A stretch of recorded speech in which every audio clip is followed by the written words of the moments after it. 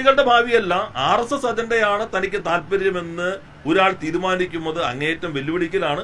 ഞങ്ങൾ എന്തായാലും സുപ്രീം കോടതി വിധി അനുസരിച്ച് ചർച്ചയ്ക്ക് തയ്യാറാണ് എന്നുള്ളത് രേഖാമൂലം മുഖ്യമന്ത്രി അറിയിച്ചിട്ടുണ്ട്, ആളുകളെ ചുമതലപ്പെടുത്തിയിട്ടുണ്ട്. ഇപ്പൊ എടുത്തിരിക്കുന്ന നിലപാട് സുപ്രീം കോടതി വിധിക്ക് വിരുദ്ധമാണ്. ഗവർണർ ഇല്ലാത്ത കേരളത്തിലെ ഏക യൂണിവേഴ്സിറ്റിയിൽ വളരെ സമാധാനപരമായി ഇത്തരം കാര്യങ്ങൾ നടക്കുമ്പോൾ ഗവർണർ എന്ന പദവിയിൽ ചാൻസലറായിരിക്കുന്ന മറ്റെല്ലാ യൂണിവേഴ്സിറ്റികളിലും ഇത്തരത്തിലുള്ള പ്രശ്നം ഉണ്ടാക്കിയിരിക്കുന്നു. അത് ഒരാളും ധൈര്യപ്പെടാത്ത കാര്യമാണ്. സുപ്രീം കോടതി വിധിയുടെ അന്തസ്സത്തെയും സുപ്രീം കോടതി വിധിയുടെ പൂർണ്ണമായും വെല്ലുവിളിക്കുന്ന സമീപനം ഭരണഘടനാ പദവിയുള്ള ഒരാൾ സ്വീകരിച്ചിരിക്കുന്നത് ഇത് അതീവ ഗൗരവമായി തന്നെയാണ് ഞങ്ങൾ കാണുന്നത്. സുപ്രീം കോടതി വിധിയെ അതിന്റെ അന്തസ്സത്തെയും ചാൻസലർ പൂർണ്ണമായിട്ടും വെല്ലുവിളിച്ചിരിക്കുകയാണ്. അത് അതീവ ഗൗരവമായ കാര്യമാണ്. സുപ്രീം കോടതിയുടെ വിധി വായിച്ചാൽ നിങ്ങൾക്ക് എല്ലാവർക്കും മനസ്സിലാക്കാൻ കഴിയും. അതിനകത്ത് വളരെ കൃത്യമായി തന്നെ സുപ്രീം കോടതി വിധിയിൽ പറയുന്നുണ്ട് ഈ നിയമനം എങ്ങനെയായിരിക്കണമെന്നുള്ളത്. അതാണ് ഈ 16 പറയുന്നത്. Chancellor to issue a fresh notification appointing a particular person or allowing the particular person already occupying the office. ഒന്നുകിൽ ചാൻസലർക്ക് പുതിയൊരാളെ വയ്ക്കാം, അല്ലെങ്കിൽ നിലവിൽ തുടരുന്ന ആളെയും വയ്ക്കാം. In accordance with section 37 of the technological university act and section 1110 of the digital university act. അപ്പൊ സുപ്രീം കോടതി വളരെ കൃത്യമായി പറഞ്ഞിരിക്കുന്നത് താൽക്കാലികമായി പുതിയൊരാളെയോ മികവൊരാളെയോ വയ്ക്കാം, പക്ഷെ ഈ രണ്ട് നിയമങ്ങൾക്കകത്ത് വകുപ്പുകൾക്കനുസരിച്ചായിരിക്കണം. ഈ വകുപ്പുകൾക്കനുസരിച്ചല്ല നിയമനം എന്ന് കണ്ടെത്തിയിട്ടാണ് ഹൈക്കോടതി നേരത്തെയുള്ളത് റദ്ദാക്കിയത്. അത് ഇവിടെ സുപ്രീം കോടതി അത് പരിശോധിച്ചിട്ട് പറയുന്നുണ്ട്. വിധിയെ ശരിവെച്ചുകൊണ്ട് തന്നെ സുപ്രീം കോടതി പറയുന്നുണ്ട്. അതായത് പുതിയൊരു ഇന്റർപ്രിട്ടേഷൻ ആവശ്യമില്ല എന്ന് പറയുന്നുണ്ട്. അത് there need not be any further debate on the same. അപ്പോൾ ഹൈക്കോടതി റദ്ദാക്കിയത് സർക്കാരിന്റെ പാനലിൽ നിന്നല്ല താൽക്കാലിക വൈസ് ചാൻസലർ നിയമിച്ചു എന്നതുകൊണ്ടാണ്. അത് ശരിവെച്ചുകൊണ്ടാണ് യഥാർത്ഥത്തിൽ സുപ്രീം കോടതി ഈ വിധിക്കകത്ത് പറഞ്ഞിരിക്കുന്നത് ചാൻസലർക്ക് വയ്ക്കാം, പക്ഷെ അത് നിയമത്തിനനുസരിച്ചായിരിക്കും. ഇവിടെ ആ സുപ്രീം കോടതി വിധിയെ പരസ്യമായി ചാൻസലർ വെല്ലുവിളിച്ചിരിക്കുന്നു. എന്ന് മാത്രമല്ല, ഈ വിധിയുടെ അന്തസ്സത്ത് എന്താ? യഥാർത്ഥത്തിൽ സുപ്രീം കോടതി പരിശോധിച്ചിരിക്കുന്നത് ഈ താൽക്കാലിക വൈസ് ചാൻസലർ നിയമനം എന്നതിനേക്കാളൊപ്പം തന്നെ, അല്ലെങ്കിൽ അതിനേക്കാളും ഗൗരവത്തോടു കൂടി സുപ്രീം കോടതി പരിശോധിച്ചത് കുട്ടികളുടെ ഭാവിയെ ബാധിക്കുന്ന വിഷയം യൂണിവേഴ്സിറ്റികളിൽ തർക്കം മൂലം ഉണ്ടാകുന്നു. അതുകൊണ്ട് രണ്ട് അറ്റോർണിയും ചാൻസലർക്ക് വേണ്ടി ഹാജരായ വക്കീലിനോടും ഗവൺമെന്റിന് വേണ്ടി അവിടെ ഹാജരായ വക്കീലിനോടും ചാൻസലറും ഗവൺമെന്റും തമ്മിൽ ചർച്ച നടത്തി ഒരു കൺസെൻസസ് ഉണ്ടാക്കി തുടർ നടപടികളിലേക്ക് പോകണം എന്നുള്ളതാണ്. അപ്പൊ സുപ്രീം കോടതി വിധിയുടെ അന്തസത്ത ചാൻസലറും ഗവൺമെന്റും തമ്മിൽ ചർച്ചകൾ നടത്തി ഉണ്ടാക്കി ആളെ വയ്ക്കണം എന്നുള്ള വ്യവസ്ഥയെ തന്നെ ലംഘിക്കുക വഴി സുപ്രീം കോടതി വിധിയുടെ അന്തസ്സത്തെയും സുപ്രീം കോടതി വിധിയുടെ പൂർണ്ണമായും നിരാകരിക്കുകയും തള്ളിക്കളയുകയും ചെയ്തിരിക്കുന്നു എന്നുള്ളത് ഭരണഘടനാ സ്ഥാനം വഹിക്കുന്ന ഒരാൾ ചാൻസലർ എന്ന നിയമപരമായ പ്രവൃത്തി ചെയ്യുന്നതിന്റെ ഭാഗമാണെങ്കിൽ പോലും അത് അതീവ ഗൗരവമായിട്ടുള്ളതാണ്. രാജ്യത്തിന്റെ ഭരണത്തിരിക്കുന്നു. സുപ്രീം കോടതി വിധി രാജ്യത്തിന്റെ നിയമമാണ്. 141 നമുക്ക് എല്ലാവർക്കും അറിയാം ഇന്ത്യൻ ഭരണഘടന അനുസരിച്ച്. ആ വിധിയെ ചാൻസലർ വെല്ലുവിളിച്ചിരിക്കുന്നു. രണ്ട്, ഈ ഗവൺമെന്റ് പിന്തുടരുന്നത്. അതുകൊണ്ട് തന്നെയാണ് മുഖ്യമന്ത്രി തന്നെ ഗവർണറെ കാണുകയും യൂണിവേഴ്സിറ്റിക്കകത്ത് തുടരുന്ന പ്രശ്നങ്ങൾ ചർച്ചകളിലൂടെ പരിഹരിക്കണം എന്ന് ആവശ്യപ്പെടുകയും ചെയ്തു.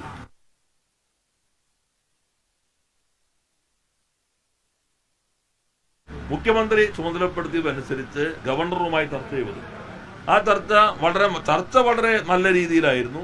അദ്ദേഹം പല കാര്യങ്ങളും അംഗീകരിച്ചിരുന്നു. അത് തുടരുകയാണ് യഥാർത്ഥത്തിൽ വേണ്ടിയിരുന്നത്. പക്ഷേ അതിന് ഘടകവിരുദ്ധമായിട്ട് നിലപാട് ഈ തീരുമാനത്തിലൂടെ വന്നിരിക്കുന്നു. സുപ്രീം കോടതി വിധി വന്ന ഉടൻ തന്നെ ഇന്ന് ബഹുമാനപ്പെട്ട മുഖ്യമന്ത്രി രേഖാമൂലം തന്നെ ബഹുമാനായ ഗവർണർക്ക് കത്ത് നൽകിയിട്ടുണ്ട്.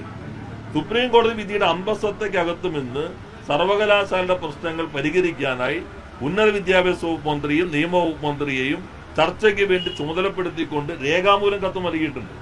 അപ്പൊ സംസ്ഥാന ഗവൺമെന്റ് നേരത്തെ തന്നെ ഈ വിധിക്കനുസരിച്ചുള്ള അന്തസ്സത്തയുടെ അത് തന്നെ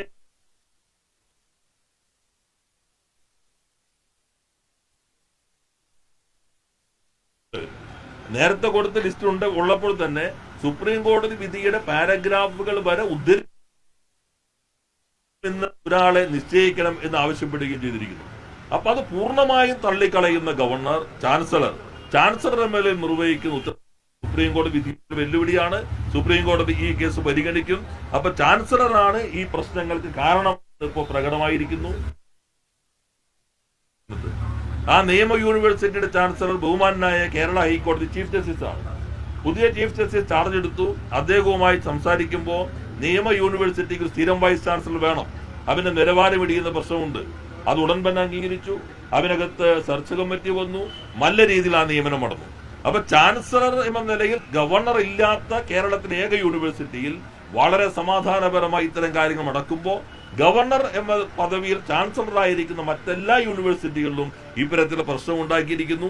അത് ഒരാളും ധൈര്യപ്പെടാത്ത കാര്യമാണ്. സുപ്രീം കോടതി വിധിയുടെ അന്തസ്സത്തെയും സുപ്രീം കോടതി വിധിയുടെ പൂർണ്ണമായും വെല്ലുവിളിക്കുന്ന സമീപനം ഭരണഘടനാ പദവിയുള്ള ഒരാൾ സ്വീകരിച്ചിരിക്കുന്നത് ഇത് അതീവ ഗൗരവമായി തന്നെയാണ് ഞങ്ങൾ കാണുന്നത്.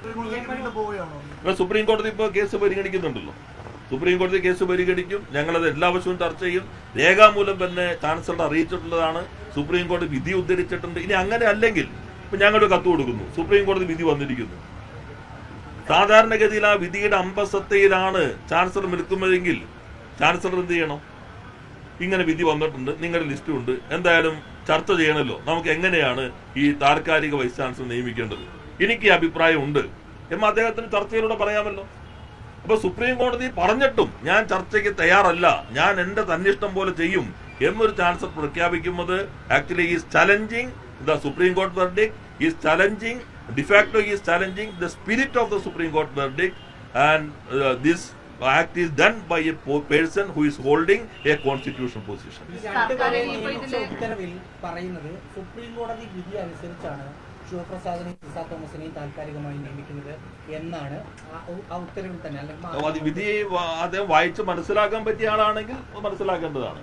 കാരണം ഇൻ അക്കോർഡൻസ് എന്തുകൊണ്ട് ഹൈക്കോടതി റദ്ദാക്കി? ഹൈക്കോടതി റദ്ദാക്കിയത് സംസ്ഥാന നിയമത്തിനനുസരിച്ചായിരുന്നില്ല.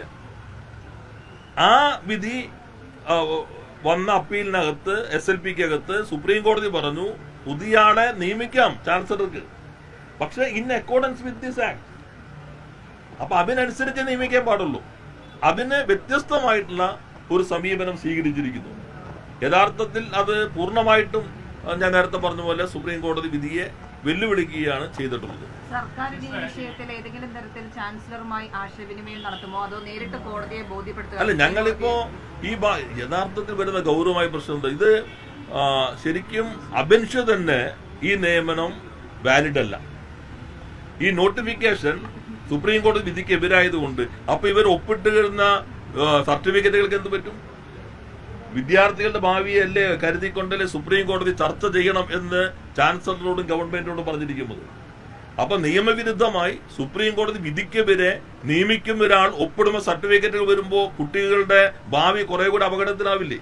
അപ്പൊ കുട്ടികളുടെ ഭാവിയല്ല RSS അജണ്ടയാണ് തനിക്ക് താല്പര്യമെന്ന് ഒരാൾ തീരുമാനിക്കുന്നത് അങ്ങേറ്റം വെല്ലുവിളിക്കലാണ്. ഞങ്ങൾ എന്തായാലും സുപ്രീം കോടതി വിധി അനുസരിച്ച് ചർച്ചയ്ക്ക് തയ്യാറാണ് എന്നുള്ളത് രേഖാമൂലം മുഖ്യമന്ത്രി അറിയിച്ചിട്ടുണ്ട്, ആളുകളെ ചുമതലപ്പെടുത്തിയിട്ടുണ്ട്. ഇപ്പൊ എടുത്തിരിക്കുന്ന നിലപാട് സുപ്രീം കോടതി വിധിക്ക് വിരുദ്ധമാണ്. ഇനി ഏതെങ്കിലും തെറ്റായ ഉപദേശത്തിന്റെ അടിസ്ഥാനത്തിലാണെങ്കിൽ ബഹുമാനായ ചാൻസലർ ആ വിധി സ്വസ്ഥമായി വായിച്ചു നോക്കിയിട്ട് അതിന്റെ അമ്പസത്തെ ഉൾക്കൊണ്ട് തയ്യാറാകണം. അടിയന്തരമായി ഈ നോട്ടിഫിക്കേഷൻ റദ്ദാക്കി സുപ്രീം കോടതിയെയും ഭരണഘടനയെയും ഉയർത്തിപ്പിടിക്കാനായിട്ട് ചാൻസലർ തയ്യാറാകണം. അന്ന് പറഞ്ഞല്ലോ ഈ ഒരു സർവകലാശാലയിൽ ചാൻസലർ ഗവർണറല്ലാത്ത സുഗമമായി നടന്നു. അപ്പൊ അതിനർത്ഥം മറ്റ് സർവകലാശാലയുടെ സുഗമമായ പ്രവർത്തനത്തിന് ചാൻസലറായ ഗവർണർ തടസ്സം നിൽക്കുന്നു എന്നാണ്. അത് പറയാതെ തന്നെ എല്ലാവർക്കും അറിയാമല്ലോ. അല്ലെങ്കിൽ ഇപ്പോ സുപ്രീം കോടതി പറയുകയാണ് നിങ്ങൾ സ്ഥിരം വൈസ് ചാൻസലറുടെ കാര്യത്തിൽ ചില അവ്യക്തതകളുണ്ട്, അതുകൊണ്ട് നിങ്ങൾ അവരുമായിട്ട് ചർച്ച ചെയ്യണം. ആരൊക്കെ ചർച്ച ചെയ്യണം? ചാൻസലർ ചർച്ച ചെയ്യണം, ഗവൺമെന്റ് ചർച്ച ചെയ്യണം. ഞങ്ങളത് അപ്പോൾ അംഗീകരിച്ചു. നേരത്തെ തന്നെ ഞങ്ങൾ ചർച്ചയ്ക്ക് പോയിരുന്നു. ഇപ്പൊ രേഖാമൂലം തന്നെ സുപ്രീം കോടതി വിധി ഉദ്ധരിച്ച് മുഖ്യമന്ത്രി തന്നെ ഗവർണർക്ക് കത്തയച്ചിട്ടുണ്ട്. ചാൻസലർ MLAയിൽ ഈ വിധിക്കനുസരിച്ച് ചർച്ച ചെയ്യാൻ സംസ്ഥാന ഗവൺമെന്റ് ഇന്ന ആളുകളെ ചുമതലപ്പെടുത്തിയിരിക്കുന്നു. ഞങ്ങൾ ആ കത്ത് കൊടുത്തു കഴിഞ്ഞു. രണ്ട് നിയമത്തിൽ തന്നെ പറയുന്നതാണ് സംസ്ഥാന ഗവൺമെന്റ് നൽകുന്ന ലിസ്റ്റിൽ നിന്ന് വേണം വയ്ക്കാൻ. എന്നാൽ ഞങ്ങൾ കൊടുത്ത ലിസ്റ്റിൽ UGC പറയുന്ന ക്വാളിഫിക്കേഷൻ ഉള്ള ആളായിരിക്കണം. ഇപ്പൊ അതിൽ UGC പറയുന്ന ക്വാളിഫിക്കേഷൻ ഇന്ത്യൻ ആളുകൾക്ക് ഇല്ല, അല്ലെങ്കിൽ ഇപ്പൊ തൽക്കാലം ഇവര് ഞാൻ വെച്ച ആളുകളാണല്ലോ, ഇവർ തൽക്കാലം തുടർന്നുകൂടെ എന്ന അദ്ദേഹത്തിന് അഭിപ്രായം ഉണ്ടെങ്കിൽ ആ അഭിപ്രായം പറയാലോ. പക്ഷെ അതിൽ നിന്ന് വ്യത്യസ്തമായി സുപ്രീം കോടതി വിധിച്ചാലും താൻ തന്റെ ഇഷ്ടം പോലെ പോകുകയുള്ളൂ എന്നൊരു ചാൻസലർ പറയുന്നത് അദ്ദേഹം ഭരണഘടനാ പദവി കൂടി വഹിക്കുന്നുണ്ട്, നിയമപരമായി പദവി മാത്രമല്ല. അതാണ്. അപ്പൊ ചാൻസലർ ഹൈക്കോടതി ചീഫ് ജസ്റ്റിസ് ആയെടുത്ത് നന്നായി നിയമനം നടന്നല്ലോ, ഒരു പ്രശ്നം ഉണ്ടായില്ലല്ലോ. എത്രയോ സൊല്യൂഷനുകൾ ഇപ്പൊ സുപ്രീം കോടതിയുടെ വിധിയുണ്ട് ബംഗാളിനെ സംബന്ധിച്ച്. അതുൾപ്പെടെയുള്ള നിരവധി മാനദണ്ഡങ്ങൾ, പാരാമീറ്റേഴ്സ് ഞങ്ങൾ ചാൻസലർ ശ്രദ്ധയിൽപ്പെടുത്തിയിരുന്നു. പക്ഷേ അതിൽ നിന്നെല്ലാം ഘടകവിരുദ്ധമായിട്ട് സമീപനമാണ് ഇപ്പോൾ വന്നിട്ടുള്ളത്. ഇത് സുപ്രീം കോടതിയെ ഒരാൾ വെല്ലുവിളിക്കുന്നു, അത് രാജ്യത്തെ നിയമവ്യവസ്ഥ നിൽക്കാത്ത സാഹചര്യത്തിലേക്ക് എത്തും.